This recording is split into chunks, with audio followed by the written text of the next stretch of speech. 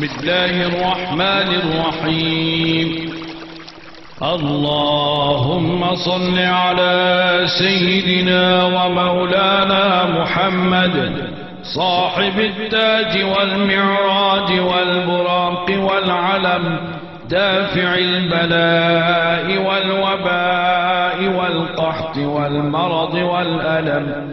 اسمه مكتوب مرفوع مشفوع منقوش في اللوح والقلم، سيد العرب والعجم. جسمه مقدس معطر مطهر منور في البيت والحرم، شمس الضحى بدر الدجى صدر العلا نور الهدى كهف الورى مصباح الظلم، جميل الشيم شفيع الأمم صاحب الجود والكرم.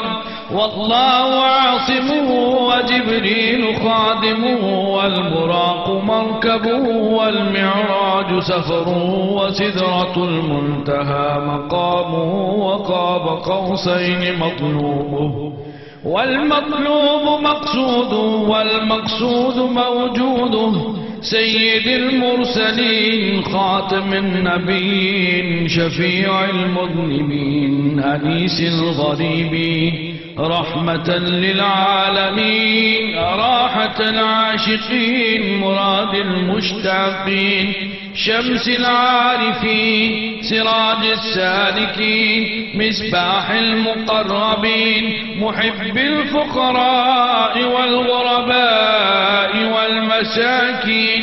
سيد الثقلين نبي الحرمين إمام القبلتين وسيلتنا في الدارين، صاحب قاب قوسين محبوب رب المشرقين والمغربين، جد الحسن والحسين مولانا ومولى الثقلين، أبي القاسم محمد بن عبد الله نور من نور الله. يا